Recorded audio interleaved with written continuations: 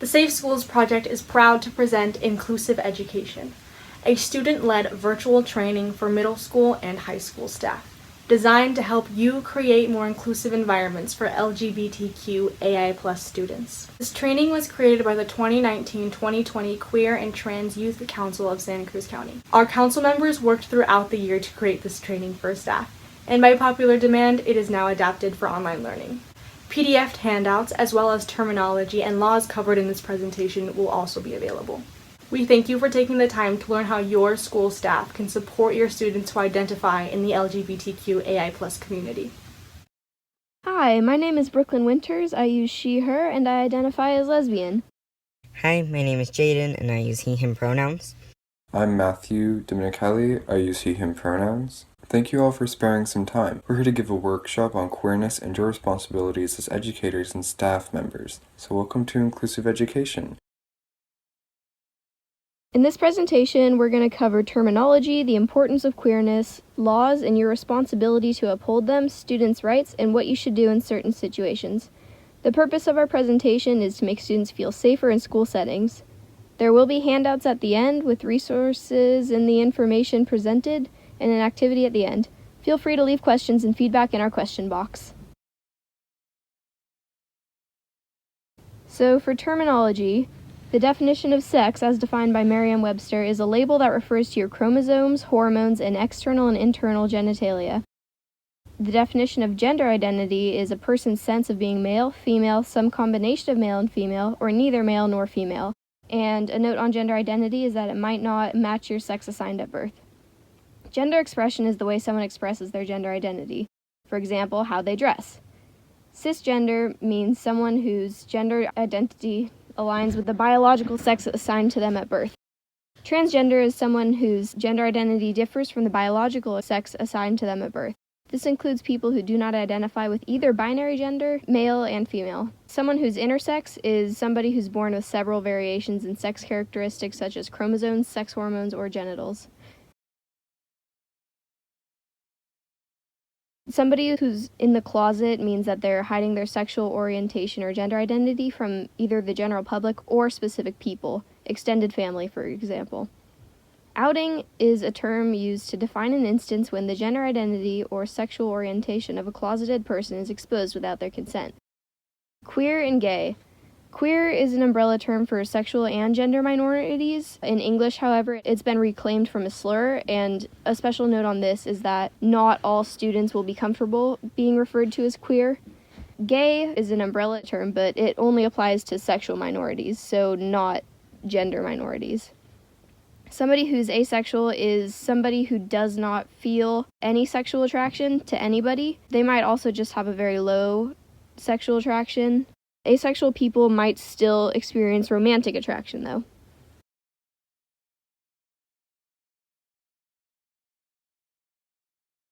Some people see their queerness as an important part of themselves, while others do not. I'd like you to look at these two pictures and try to guess which one has more queer people in it. The answer is that we don't know. It could be either. Some people go all out, like me. I go all out in rainbows and pride flags and everything, but some people just like to be themselves, and loud displays of pride aren't really a part of them. Laws and your responsibility. This section of the presentation is the laws that your school and you as a teacher have to obey.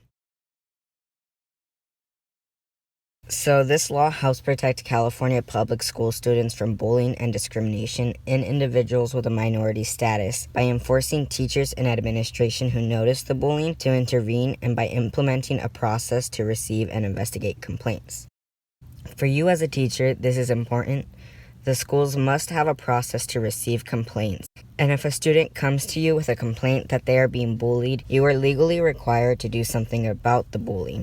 This is really important for students so that they feel like they are being supported. And then there's the Healthy Youth Act. This ensures grades 7 through 12 receive LGBT inclusive and comprehensive sex education in California public schools. So this means that health teachers who teach grades 7 through 12 are required to teach sex education that all students will be able to use. This is very important because many LGBTQ plus students are not given the proper information to be safe from sexually transmitted diseases and unwanted pregnancies. And most students do not even know the reproductive anatomy for male, female, and intersex folks. Many schools only focus on abstinence and heteronormative sex educations. The School Success and Opportunity Act. This requires California public schools to allow any student K through 12 to participate in class activities, sports teams, and use facilities that align with their gender identity. So this means that the school and all the teachers teaching kindergarten through 12 must allow students to participate in class just like any other student and use any facility that matches their gender identity, along with sports teams like football, soccer, volleyball, etc. Even if a student does not take up the chance, it is still very important that they are given an equal opportunity as the rest of the students. There's the FAIR Act. California public schools must include fair, accurate, inclusive, and respectful contributions of LGBT people in educational textbooks and history curriculum grades K through 12. For teachers, this means that when educating on different topics in your curriculum, you must also include LGBT people who contributed to important aspects of history, such as economical and social, and also LGBT history without being disrespectful. This is important to students because many people do not know that LGBT people have made a difference, and this can be very important for youth who are also LGBT to see that they can also make a difference and that cisgender heterosexual people are not the only ones who have made a mark in our history. And then there's the Student Safety and Violence Prevention Act. This protects students K through college and employees from harassment and discrimination based on their actual or perceived sexual orientation and gender identity in California. Student safety on campus should be a priority, and it's not only important for students who are LGBT, but also teachers. And then there's the Title IX of the Education Amendment of 1972. This states that all people in the U.S. must have equal access and participation to education and all school activities, including sports, regardless of gender, without discrimination for educational programs and activities receiving federal funding. This law was made to protect women originally in schools, but it is now applied to a diverse variety of genders. So now we're moving into students' rights. This is about the rights that LGBT plus students have on school campus that cannot be taken away from them at all. Students have the right to not be outed. So they have the constitutional right to privacy, which includes sexual orientation and gender identity and expression. This means you cannot tell anyone, including their parents, about a student's sexuality and gender identity without their consent. This is important because the student may not be out at home or even at school, and it might not be safe for this student to be out, or they might just not be ready to come out yet, and that is 100% okay. The right to be openly LGBT and discuss LGBT issues at school. So students have the right to openly express themselves on campus and have the right to discuss LGBT issues and topics without getting in trouble. Students are allowed to express their queerness at school and talk about LGBT issues in the community or in general without being told they shouldn't be or getting in trouble. So you as a teacher cannot tell them to hide that they are LGBT, and you cannot prohibit them from talking about it. The right to non-bias education. Public schools cannot provide activities that promote or reflect bias or discrimination against gender, gender identity, and gender expression, and sexual orientation. This means that teachers and schools cannot have activities that have the message that being LGBT is wrong. And then there is the right to a GSA, QSA, or SAGA. Public schools must allow a GSA to meet and treat it like any other non-curriculum school group. So for example, like a chess group or a math group, it has to be treated equally. A right to confidential medical appointments. This requires school officials to excuse a student from school to attend confidential medical appointments. A student might need medical attention that they don't want their parents to know about, as in it has to do with their reproductive health, or maybe they're in the closet and are getting hormone replacement therapy. The schools are not allowed to tell their parents and have to excuse it so that their parents don't find out about it. What you should do.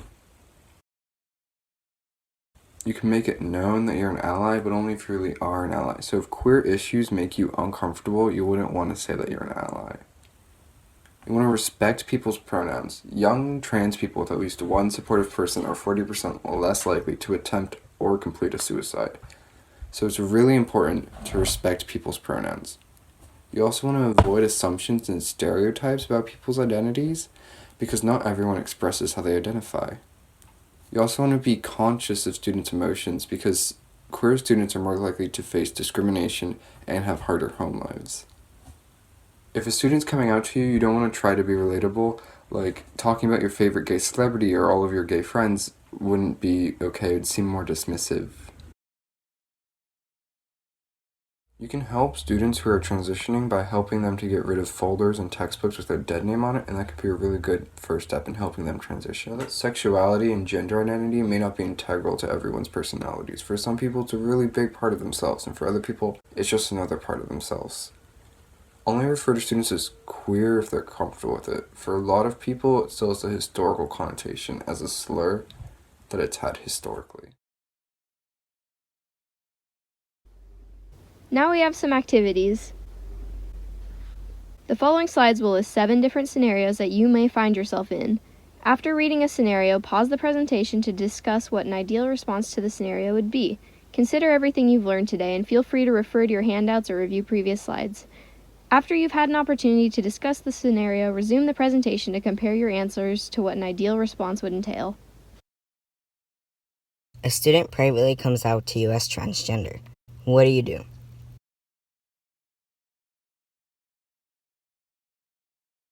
So if a student comes out to you as transgender, you should use the pronouns and name that they asked you to. If they don't ask, you should respectfully ask the student what name and pronouns they would like you to use, and you should also ask if it's private information and how you should address them in front of their peers, guardians, and school staff. If they want you to help them remove class items with their dead name, like folders, textbooks, and paperwork, you definitely should, because this can really help a student feel more comfortable in a school settings with their identity. It's also important for a student's gender to be affirmed at school, because they might not be out at home. If the student wants, you could give them connections to resources like the school's GSA or QSA, or to a support group outside of school. Make sure that the student knows where the gender-inclusive restrooms are located and that they are allowed to use any restroom or locker room that they feel comfortable using. Make sure your school has a gender affirmation support plan to best support your students. If your school doesn't have one in place, contact the Safe Schools Project to learn more. You overhear a student make a homophobic comment in the hallway. What do you do? So when you hear a student make a homophobic comment in the hallway, if you can pull them aside and you want to talk to them and you want to make it clear that what they said is homophobic and they shouldn't say it. Explain that homophobic comments can give negative impacts on people's sense of belonging, self-esteem, and mental health. Explain that homophobic comments can make students feel unsafe, can be considered bullying, it won't be tolerated, and that there will be serious consequences if it continues. Use this as an educational moment to teach about discrimination such as homophobia and transphobia. If the student was heard by many students, you should address it immediately and publicly, so it's clear to everyone that such behavior is not tolerated. Then, after class, pull aside the student who made the comments and talk about it more seriously to them, and about consequences if it continues. You have an openly transgender student in your classroom. What are some actions you will take to make them feel safe and supported in your classroom and with your subject matter?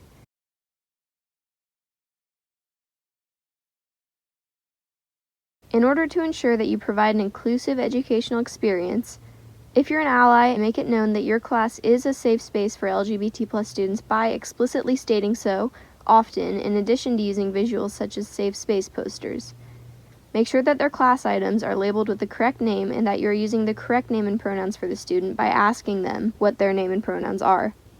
Respectfully teach about the social and historical contributions of the LGBTQ+ community, as mandated by the FAIR Act.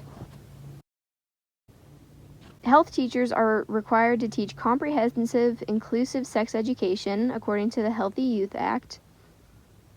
Find ways to integrate information about the gender binary, gender identity, sexual diversity, and LGBTQ+ experiences into your curriculum. Use inclusive language all day, every day. For example, instead of saying his or her, you can say their. If you need help queering your curriculum or learning how to use inclusive language, contact the Safe Schools Project for support. A student you've had all semester comes to school one day wearing clothes that you typically associate with a different gender. What do you do?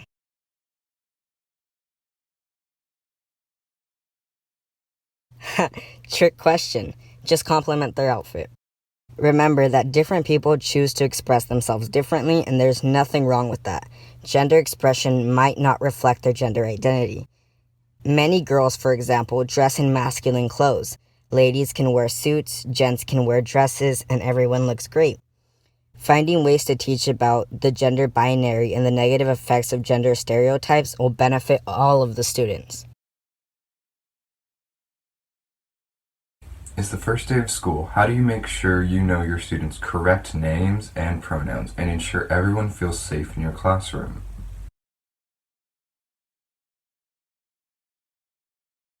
You can make flyers or handouts to give to students to ask them their names and pronouns.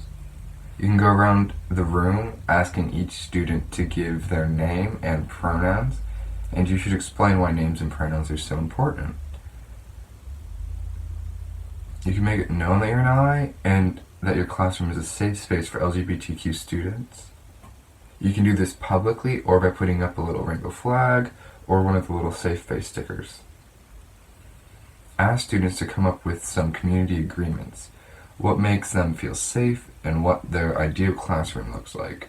Write these agreements down or on a poster in class so all students can see it, and then you can have all students sign it.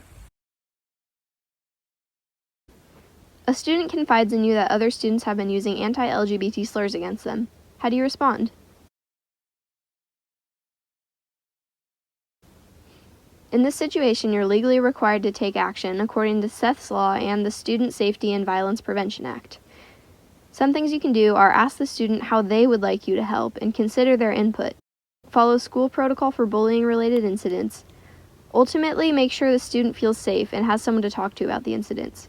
You can either allow them to confide in you, or you can point them towards staff, such as the counselors, that are trained to deal with it.